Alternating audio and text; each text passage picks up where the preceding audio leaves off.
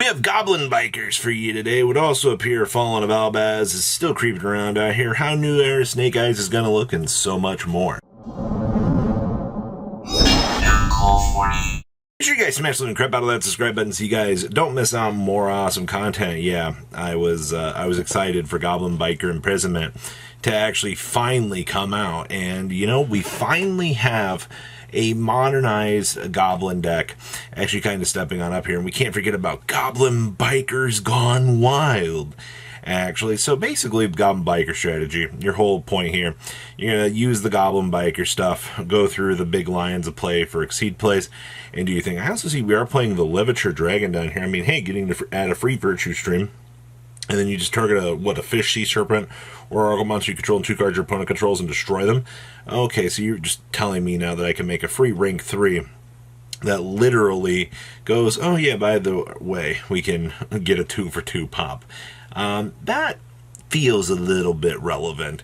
I like that. Now, you're also, I mean, we're a rank 3 turbo deck, right? So the whole purpose of this deck is you want to generate as much actual like advantage as you can swinging down the lines so that you can do your thing.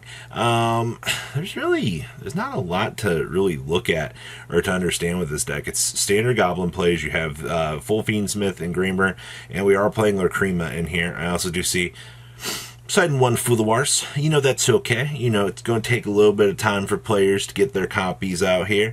But for the most part, it's definitely going to be a big swing and pickup out here.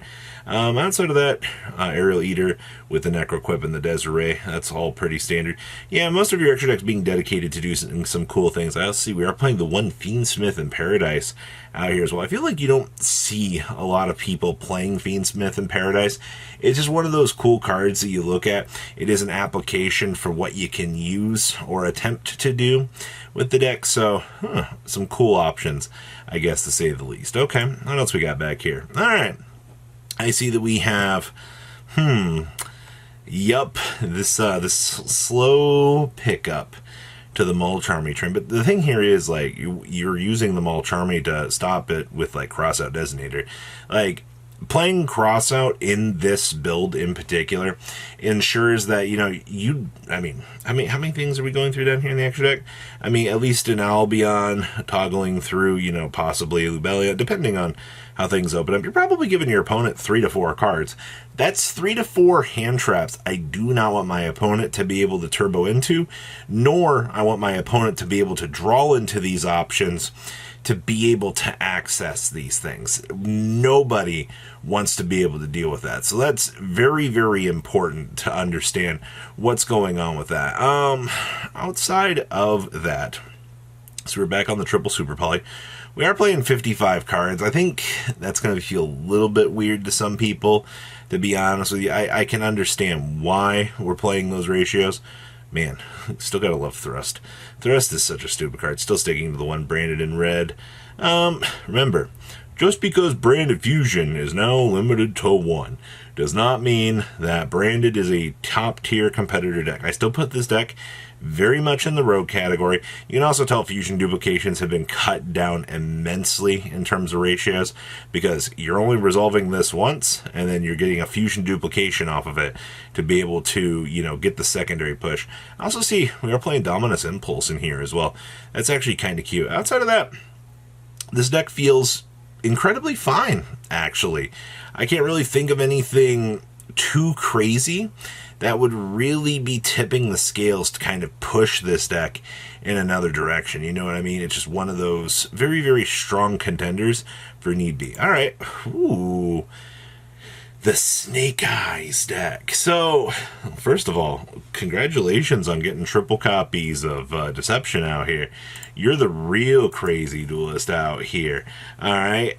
I gotta tell you, I this is the future, man. This is what you're dealing with for the next couple months. You know, a Splash Day as a Mina package with the Sinful Spoils Deceptions. You know, you have the ash and the birch built in here. Only one oak. I know a lot of people were like, hey, you know, we're going to play multiple oaks. No, we're sticking, I think, to the one for the most point here. The Azamina package, having, you know, Russelago here to be the starter, to get us down the pathway that we need to, doesn't really, you know, change too much. Like, you've got some cool options, but that's it. See, we're back on the Metaltronus thing again. I will tell you, since, you know, this deck has kind of been gaining its momentum out here, Metaltronus is still a very, very good tech option. I think a lot of people are going to be very happy to still have this card. Be one of those things that's going to really, really help you in a lot of stupid situations. I also still find it funny. I understand like 3 engraver versus 1 Lacrima, but sometimes I just want to cut the 1 engraver and then just play the 2. Like, there's nothing too particularly crazy about this that I think is going to be too nuts, say the least. I also do like this one droll that we've got in here for the cross out as well. That's beautiful. Though, to be fair, droll stings this deck a lot more than ever before. Also, the hand traps. I did read the review. They were talking about you should not play Nibiru in this deck. Nibiru was actually like terrible for them, which honestly is so. Like, it doesn't really feel like it does enough right now. You know, it's a cool option, but that's really about it, honestly. All right. Ooh, we have Yubel for you. Now, Yubel doesn't go through a crazy evolution, if you want my opinion. Like, this deck kind of is just gonna be fine. The biggest detail that you get for this deck is, oh boy, we get the Scarlet Sorrow, which is just the ability to drop one more name incredibly easier to make Desiree. That's the whole purpose of this. I also do see we were choosing to play 2 Phantom. 3 Phantom is kind of stupid in this deck. Like, Phantom is just dumb. I also do see we have the Phantasmates for all that free draw power in the world, right? May as well, just to make sure you can get a little bit of extra gas going there. See, we are also choosing to play the Nibs, which is really funny because we go from one profile to this one, where one person's like, oh, Nib was terrible, to, you know, this time people were, Joko was like, yeah, Nib was okay. It really just depends on, you know, how your format is developing, so that you can decide, you know, what you're going to do. The only big thing here is obviously, you know, versus Tenpai, this card is literal butt. Like, it does nothing to help you trying to have an end game or anything, and it's very, very, very sad. All right. Outside of that, I feel like you're in a good position with this deck if you're choosing to play it. You have a lot of options available to you for sure. Yeah, standard toolbox, Gober. So 1 Grave Screamer, okay. Triple Lotus as you should be. We are playing the Escape too. I think Escape is the correct call, especially like for more of the modern era stuff. Like, you just want to make sure you have the card to be able to control your opponent. Like, this card does literally everything that you need it to. So good. And then we have Azzy's Thunder Pile. So Azzy was telling me, he's like, you know what really makes, you know, Thunder really good right now? Using runic cards to shave cards off of your opponent's deck, so you can activate Grass Looks Greener. You see the Hun in the background. It's that level of interaction. Your deck has 20 cards in it suddenly. Well, let's go ahead and Grass Looks Greener my 50 card pile and go ahead and shave down those resources so that your opponent's forced to go, oh my gosh, like, what's going on here? Why are you milling 30 cards from your deck all of a sudden? Well, the runic is helping you do this. I never thought of the idea of combining runic with this. This is just one of those ideas that you look at and you're like, no way. This actually is the level of innovation that we love to see out here. Just using grass to punish your opponent in your combo variation of things out here. And you know what? We don't have thrust or anything. This is going to have to be one of those hard draw situations. But you know what? You can do it. Also, board breaking your opponent. That's hilarious.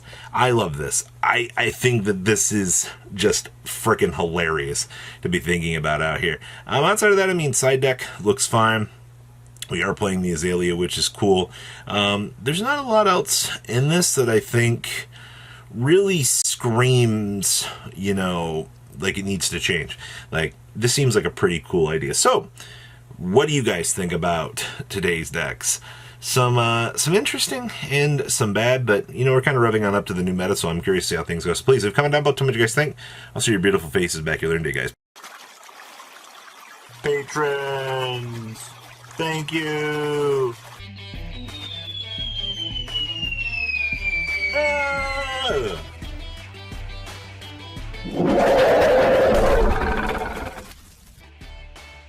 Thank you so much for watching. Check out these other videos.